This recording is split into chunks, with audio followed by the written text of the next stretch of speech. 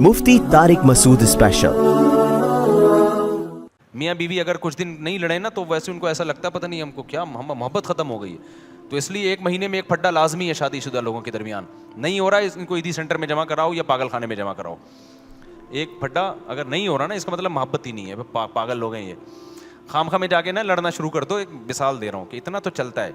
लोग आते हैं ना भाई, मैं कहता हूँ कितना कहना हम लोग बहुत फड्डे हो रहे हैं, मैं कितना भाई हफ्ते में एक तो हो जाता है। मैं कहता हूँ हफ्ते में एक तो सही है, बिल्कुल बेहतरीन रिकॉर्ड चल रहा है आप लोगों का। काइंडली आप इसको थोड़ा सा 2 कर दें हफ्ते में। हफ्ते में क्या करें, 2 भी हों तो बर्दाश्त हो जाएगा, 2 से ज्यादा हो तो फिर ज्यादा हो रहा है। भाई तुम ये देखो 2 दिन फड्डे के 5 दिन सुकून के, तो सही है ना। 5 दिन सुकून के भी तो हैं तुम्हारे पास। हाँ अगर रोज ही हो रहा है और शादी के 3 साल के बाद भी हो रहा है, क्योंकि 3 साल तक फड्डे एक दूसरे को समझने में होते हैं, फिर भी हो रहा है तो फिर थोड़ा डेंजरस है। लेकिन अगर 3 साल भी गुजर चुके हैं और फड्डे की तादाद हफ्ते में 1 है या बहुत ज़्यादा 2 है, बास तो ऐसे हैं जो महीने में 1 मरतबा फड्डा करते हैं। मैं कहता हूँ तुम जिससे मोटिवेशन लेने के लिए आए वो इतना नेक नहीं है यार। सही है ना, तुम तो मुझसे भी ज़्यादा नेक हो यार। महीने में सिर्फ तुम्हारा 1 दफ़ा झगड़ा हो रहा है। तो मैंने कहा यार दम कर दो यार। और बहुत सारे मैरिड लोग हैं जिनके इससे ज़्यादा हो रहे हैं, तो मैं उनको मशवरा देता हूँ कम से कम 2 दफ़ा तो लड़िए आप काइंडली। तो ये तो एक नॉर्मल है ना, लाइफ का हिस्सा है ये तो जहाँ लोग गोश्त खाएंगे लड़ाई तो होगी ना। इतने नेक बनने की बिल्कुल भी कोशिश ना किया करो कि ये क्यों हो रहा है। वो भाई नेक वेक आदमी घर से बाहर होता है, नमाज पढ़ो, रोज़ा रखो, थोड़े बहुत फड्डे चलते रहेंगे। ये ज़िंदगी का क्या है। जो ज़्यादा जो फूफा होते हैं ना वो फिरौन और मुतकब्बिर बनते हैं। ज़्यादा पर्सनैलिटी और ये मैं यूं ये कॉलर और मुझे घर में ये आवाज़ ऊंची नहीं चाहिए और बच्चे सब मेरी मान के चलें और जो मैं कह रहा हूँ वही हो, और ये क्यों हो गया शरबत में ये लीमू क्यों नहीं छोड़ा, मीठा ज़्यादा गया, चुप उल्लू का किसी और कोई और बात कर रहा, ठीक है ना। सब चल रहा होता है मार्केट में। क्या है, जो कामयाब लोग होते हैं वो सारी चीज़ें साथ चला रहे होते हैं। किसी दिन रोटी टाइम पे मिलेगी, किसी दिन टाइम पे नहीं मिलेगी, किसी दिन जली हुई मिलेगी, किसी दिन कच्ची मिलेगी, किसी दिन मिलेगी नहीं, किसी दिन बेलन सर पे आके ठा करके लगेगा। तो कभी कभार ये बहुत सही होता है, बहुत सेहत के लिए ज़रूरी होता है। इससे नज़र बद का भी ख़तरा ख़त्म हो जाता है, क्योंकि मियाँ बीवी की बहुत अच्छी लाइफ गुजरी हो ना, वैसे ही लोग नज़र लगा के क्या करते हैं, खा जाते हैं। ये रिश्तेदार खा जाते हैं, बोलते हैं यार हमारे रोज़ झगड़े होते हैं, इन कम वक्तों का एक दिन भी झगड़ा नहीं होता। जब बीवी से पूछो वो मियाँ की तारीफ़, मियाँ से पूछो बीवी की तारीफ़, तो वो वैसे ही नज़र लगा के जाएंगे। तो कभी कभार ना लड़ो और ख़ानदान को बता दो आज बस हो गया टाइट वाला, तो वो तरस खाएं तो नज़र नहीं लगती इससे। खैर, तो मैं कहाँ बात लेके चल रहा था। तो असल क्या है मेरे भाई, जन्नत। तो अल्लाह ने यतनाज़ऊन फ़ीहा कअसन, जन्नत में कैसे झगड़े होंगे। जब वो शराब के प्याले खूबसूरत बच्चे लेके आएंगे तो धक्कम पेल के ज़रिए उस प्यालों पे कब्ज़ा होगा, धक्के देंगे एक दूसरे को, दिंगा मस्ती जिसे कहते हैं ना। तो इससे पता चलता है कुछ ना कुछ दिंगा मस्ती ये इंसान की नेचर है। एकदम सूफी बन के हर वक्त बैठा रहे और नेक अच्छी अच्छी बातें करता रहे और काइंडली आइए जाइए, ये दिमाग थोड़े दिन में क्या हो जाता है आदमी का, ख़राब हो जाता है। बोला भाई कोई गाली नहीं सुनने को मिली यार इतने दिनों से। गालियाँ ना देना है, अच्छी बात नहीं है, मैं एक समझाने के लिए बात कर रहा हूँ। तो अल्लाह ने सारे ऐश व इशरत का जन्नत में इंतज़ाम किया है। तो मेरे भाई अल्लाह ताला फरमाते हैं हमारे नेक बंदे रातों को उठ के अल्लाह के सामने खड़े होते हैं और कहते हैं रब्बना सरिफ़ अन्ना अज़ाब जहन्नम, ऐ अल्लाह उस आग का जिसका तूने अपनी किताब में तज़किरा किया है उस आग को हमसे दूर कर दे। ऐसे उन गुनाहों से हमें बचा ले जिनकी वजह से हम जहन्नम में जाते हैं, और ऐ अल्लाह हमें उस जन्नत का वारिस बना दे। यदऊन रब्बहुम खौफन व तमआ, खौफ से और जन्नत की लालच में अल्लाह को पुकारते हैं। तो आज से अपना सबसे बड़ा हदफ ये बनाओ कि हमें मौत के बाद जन्नत चाहिए और जहन्नम से दूरी चाहिए। सबसे ज़्यादा अपनी दुआओं में इसको मांगा करो, और जन्नत वाले अमाल भी। ये नहीं मांगा करो कि अल्लाह बुराई ना छूटे जन्नत में चला जाऊँ, ये उलमा कहते हैं एक किस्म का कुफ्र है ये। अल्लाहुम्मा इन्नी अस्अलुकल जन्ना वमा क़र्रबा इलैहा मिन क़ौलिन व अमल, नबी ने दुआ सिखाई, ऐ अल्लाह मैं तुझसे जन्नत तलब करता हूँ और हर वो बात और वो अमल जो मुझे जन्नत के करीब कर दे, उस अमल की भी तौफीक दे और उस बात की भी तौफीक दे। बाज़ दफ़ा अमल इंसान को जन्नत के करीब लेके जाता है, लेकिन उसकी ज़बान से निकली हुई बातें उसको जन्नत से दूर कर रही होती हैं। बाज़ दफ़ा ज़बान से निकली हुई बातें उसको जन्नत के करीब लेके जाती हैं, लेकिन उसका अमल उसको जन्नत से دور کر رہا ہوتا ہے. ہمارے نبی صلی اللہ علیہ وسلم نے کتنی پیاری دعا سکھائی, اس کو یاد کر لیں. اللہم انی اسألک الجنہ, اے اللہ میں تجھ سے جنت مانگتا ہوں.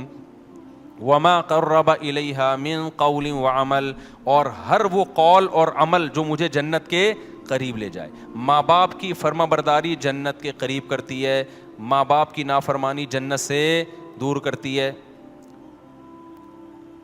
اور اللہم انی اعوذ بک من النار, اے اللہ میں تیری پناہ میں آتا ہوں جہنم کی آگ سے.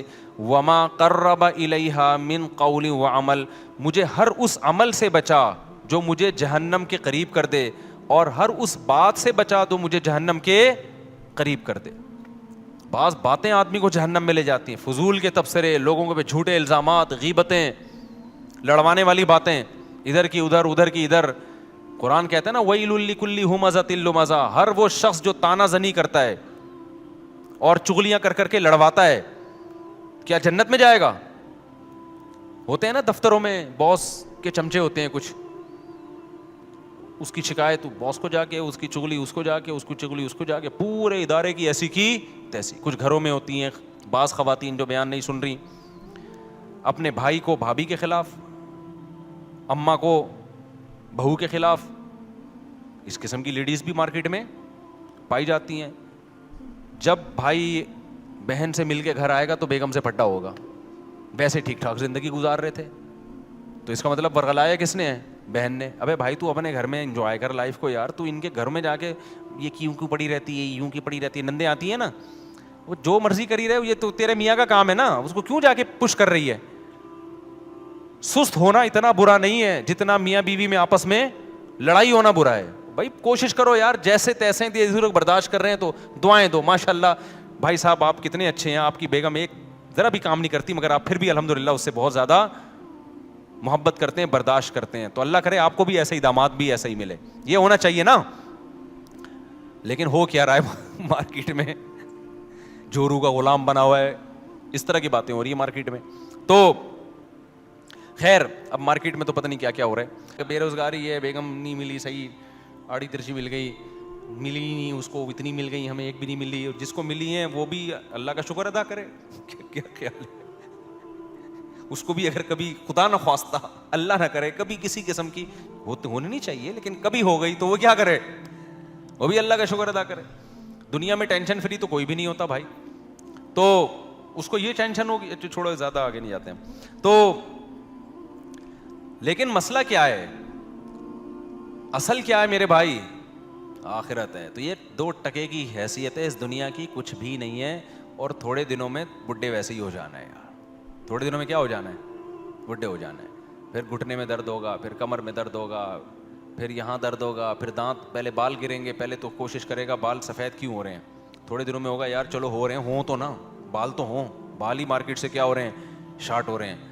پھر وہ لگوا لے گا بال, تو ڈاکٹر کہے گا جہاں کہاں کے بال لگاؤں, کہیں بھی نہیں ہے, کسی اور کے تھوڑی لگیں گے, چلو یہاں کے لے کے یہاں لگا دی, اب تو یہاں بھی نہیں رہے, یہاں کیا لگے گا, اگر یہاں کے یہاں لگا, وہ ڈونر یہ بال ہوتے ہیں نا, یہاں کے لے کے یہاں ڈاکٹر لگا دیتے ہیں, تو یہاں ہونا تو ایک وقت آتا ہے یہاں بھی کیا ہو جاتے ہیں. اب کہاں کے بال لیں بھائی, تو کیا باتیں کر رہا ہے, وسیم سے لے لیں بال, کیا بھینس کے بال لگا دیں.